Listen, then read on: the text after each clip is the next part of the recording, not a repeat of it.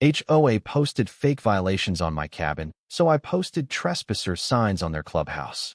Have you ever known the unsettling feeling of being watched, judged, and ultimately targeted in your own sanctuary?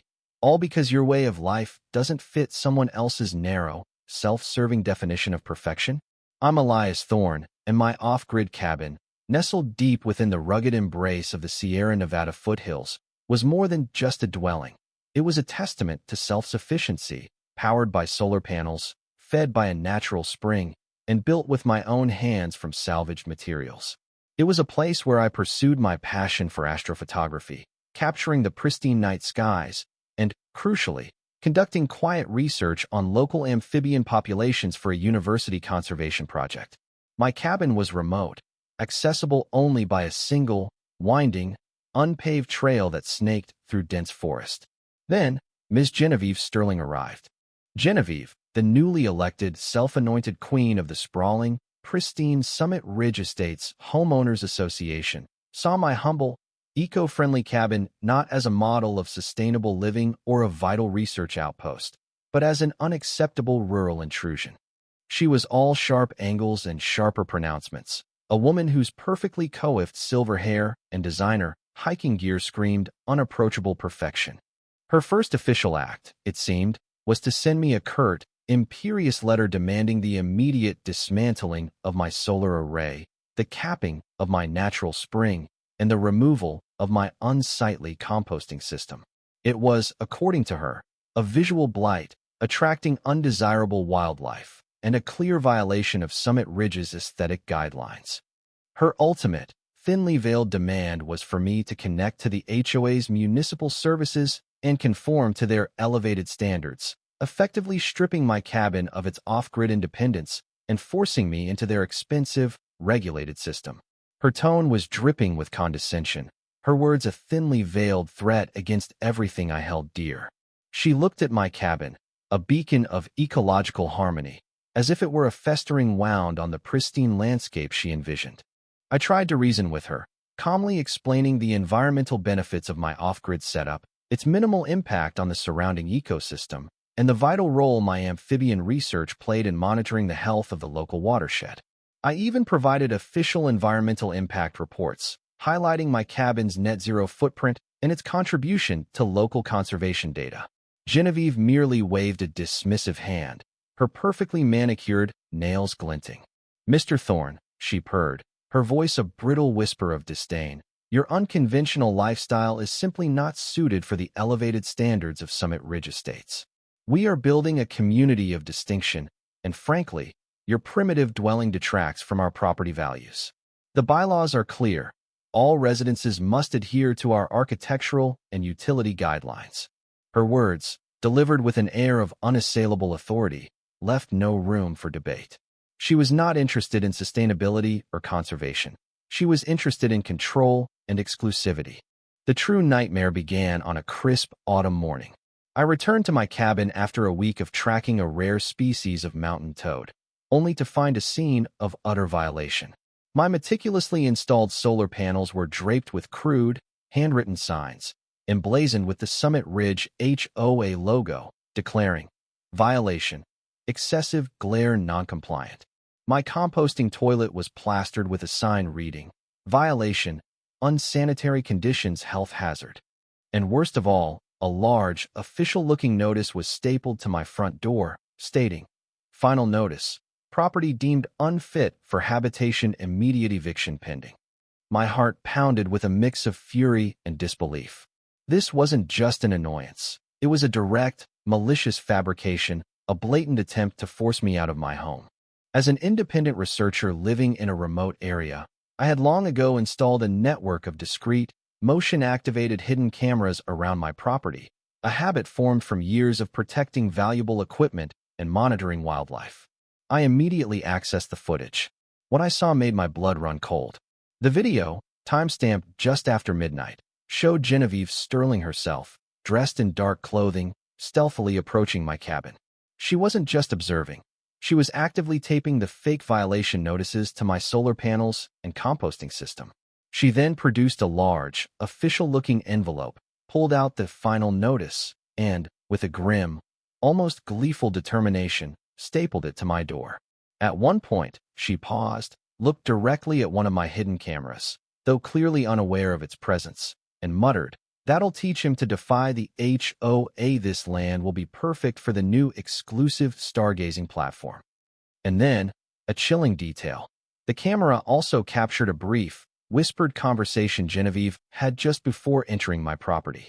She was speaking to a man I recognized as Mr. Davies, the CEO of Pristine Properties Management, a company known for its aggressive tactics in acquiring and redeveloping properties.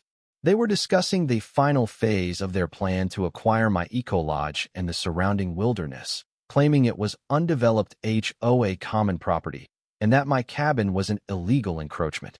The new exclusive stargazing platform, I realized, was designed to cut directly through the heart of a vital amphibian breeding ground, the very area I was meticulously documenting for the university conservation project. This wasn't just about my cabin. It was a calculated, high-stakes conspiracy, threatening not only my home but a vital ecological habitat and a major conservation project. Armed with this irrefutable evidence, the hidden camera footage of her trespass and planting fake violations, the incriminating conversation, and my detailed knowledge of Pristine Properties' recent land acquisitions, I resolved to confront Genevieve publicly. I learned she had called an emergency HOA meeting, ostensibly to present a new community initiative, the Summit Ridge exclusive stargazing platform, and to address the ongoing issue with Mr. Thorne's non-compliant and environmentally disruptive property. I arrived, my evidence ready, just as Genevieve, radiating an almost unbearable smugness, began her presentation, complete with glossy renderings of the new platform sprawling across what she claimed was undeveloped HOA land. I waited for a lull, then stood up, my voice steady despite the tremor in my hands.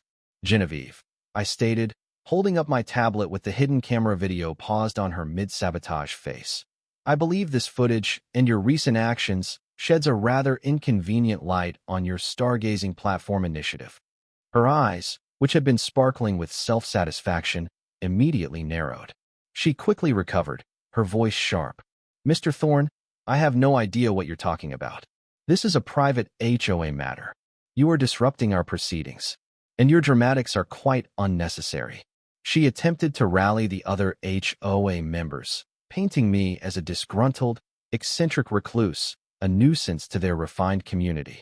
As you can see, ladies and gentlemen, this is precisely the kind of element we are trying to remove from our beautiful Summit Ridge. But just as she was about to call for me to be removed, a quiet, unassuming woman named Dr. Anya Sharma, a renowned amphibian biologist and environmental advocate from the university I collaborated with, rose from her seat. She had been attending the meeting incognito, alerted by a tip from one of my fellow researchers who had noticed suspicious activity near the amphibian breeding grounds. "Actually, Ms. Sterling," Dr. Sharma interjected, her voice calm but authoritative, "Mr. Thorne raises a very serious point. And I also have something to add." He then projected a series of topographical maps onto the screen. Clear, undeniable images showing the common green space as a designated public easement and a critical amphibian habitat. "This proposed stargazing platform," Dr. Sharma continued, her voice gaining strength, "is a direct violation of county zoning laws and environmental protection acts. It threatens to destroy a vital amphibian sanctuary and would illegally privatize public land."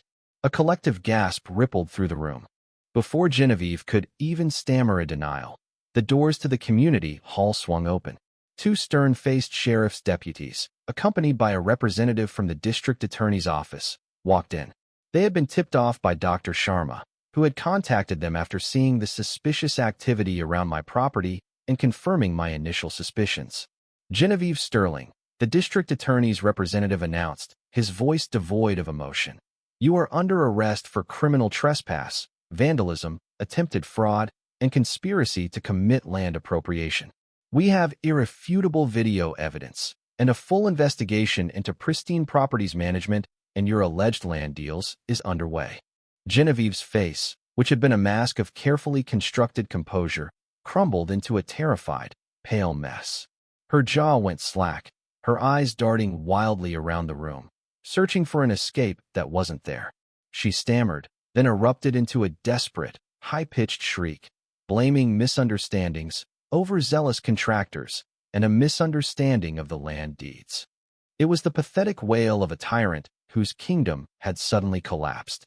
Then, a surprising voice emerged from the crowd.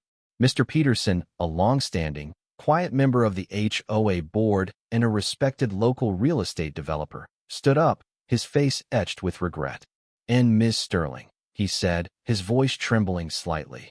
"Perhaps you'd also like to explain why you pushed so hard for this stargazing platform project, not for the community's benefit, but because Pristine Properties Management, the company you're so eager to partner with, is secretly owned by your estranged sister, and you intended to use this deal to secure a massive personal commission and a controlling interest in her future projects, all under the guise of community enhancement." The revelation hung in the air, a final, poisoned arrow. Genevieve had been exploiting the HOA not for the community's benefit, but for her own illicit financial gain and to secure her sister's failing business. The fallout was swift and brutal. Genevieve was immediately stripped of her HOA presidency, her reign ending in public humiliation and a perp walk captured by local news. The sheriff's department and district attorney's office launched a full-scale investigation, leading to severe fines and criminal charges for trespass, vandalism, environmental violations, and attempted land appropriation. Pristine Properties Management, facing legal repercussions and public outrage, immediately lost their lucrative contracts and faced a barrage of investigations, leaving Genevieve utterly isolated and financially ruined. She lost her position, her reputation, her social standing, and faced a future of crushing debt and legal battles.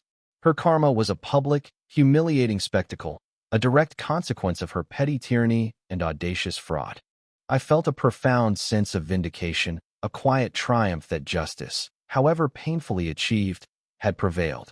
My cabin remained my sanctuary, its vital research undisturbed, and the community, shaken but united, began the process of rebuilding trust and respecting the delicate balance of property rights and the environment. And as a final act of defiance, when the HOA, now under new, more sensible leadership, offered to clean up my property, I politely declined.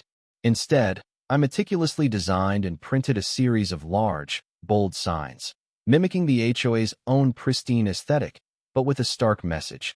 "Trespasser, this property is private. Unauthorized entry will result in prosecution."